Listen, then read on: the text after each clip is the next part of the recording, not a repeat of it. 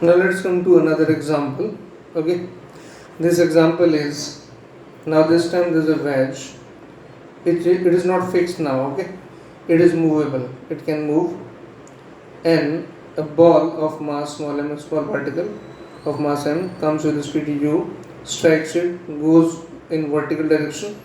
Now the question is asked, with what velocity this particle will go, and after collision this v is unknown. Okay, after collision what will be the velocity of the wedge, and what to decide about E, what is the value of E. Answer for E I am giving here. It is small m by capital M plus cot square alpha. We can take this question in this way also, that to prove that value of E in this question is small m by capital M plus cot square alpha. Now solve. Let's try to solve it. First step actually is very easy about this question. If I take this as x-axis and this as y-axis, then in this process the initial momentum along x-axis is mu only, right? And after colliding the particle moves in the vertical direction, so there will be no momentum of in the final momentum there will be no contribution of the particle momentum in x-axis.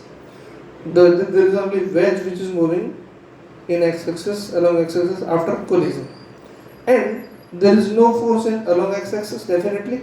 So Pfx is equal to Pix, then capital Mv is equal to small mu, then capital capital V equals to this. It's quite simple actually. Usually I have seen the students to stuck up in this kind of problem, and they say okay this will be complex, but look, it's so simple. Fine. Now second thing, to find the value of V and simultaneously the value of E. Well, look here, in the same question what I do, I take again the normal direction. This is the direction of U, this angle will be alpha. Now this component is u cos alpha, and this component is u sin alpha. This is alpha, and this will again will be alpha. This is v cos alpha, and this is v sin alpha. Now for this orientation, this is tangent axis, this is normal axis.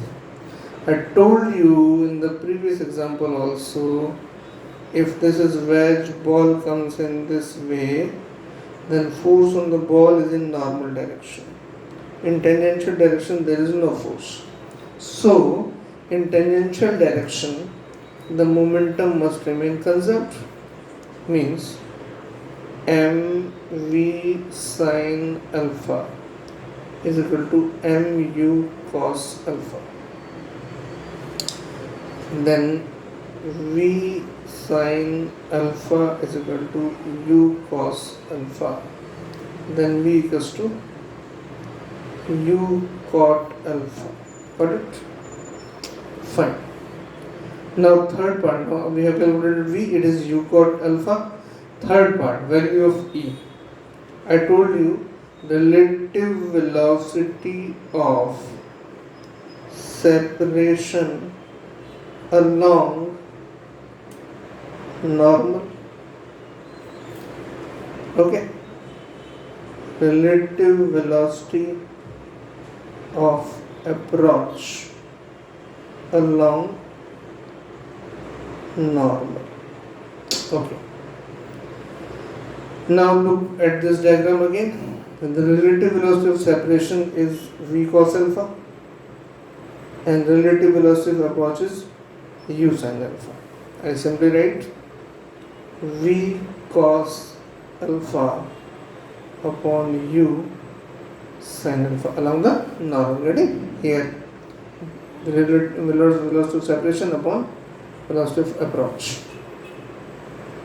It is v by u cot alpha, and v is what? U cot alpha.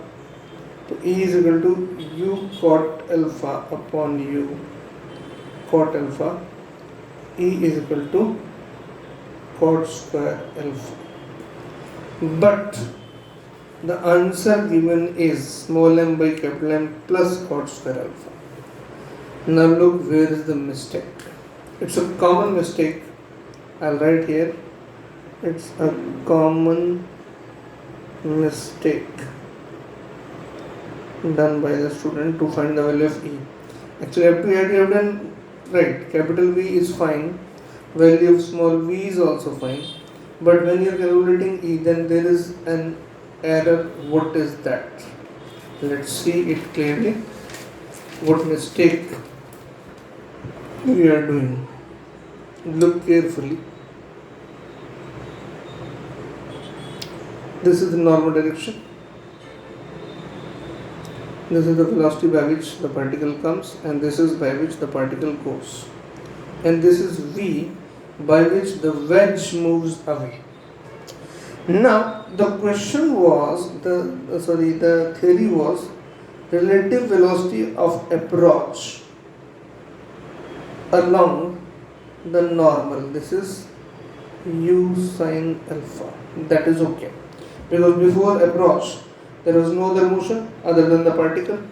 So relative velocity of approach is u sine alpha is fantastic. It's fine. But the relative velocity of separation after collision, this moves in this way and this wedge moves with velocity v.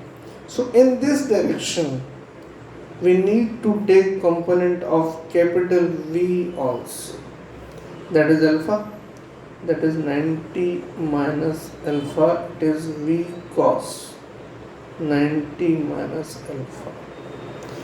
And this component is V cos alpha. So to understand it, this is small v, okay? This is capital V.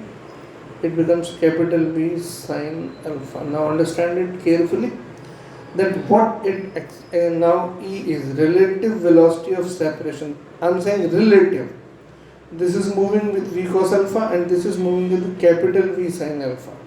So these are in opposite direction. Relative velocity must be added. Small v cos alpha plus capital V sine alpha, relative velocity of separation upon relative velocity of approach. Approach velocity is same, still u sine alpha. E is equal to small v. Small v is what we calculated just. Small v is u cot alpha. U cot alpha cos alpha plus capital V small m upon capital M u sine alpha upon denominator is equal to u sine alpha. Now look carefully. Here it is small v cos alpha and plus capital V sine alpha, relative velocity of separation, both are added, upon relative velocity of approach u sine alpha. V we calculated just u cot alpha into cos alpha plus capital V was small m by capital M into u and into sin alpha we have, right? Now solve it.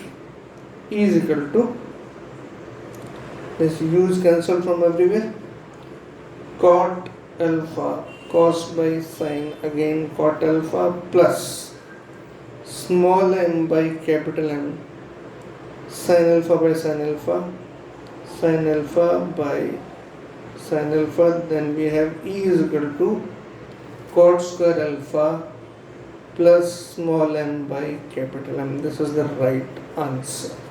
I told you the common mistake which usually students commit. Got it?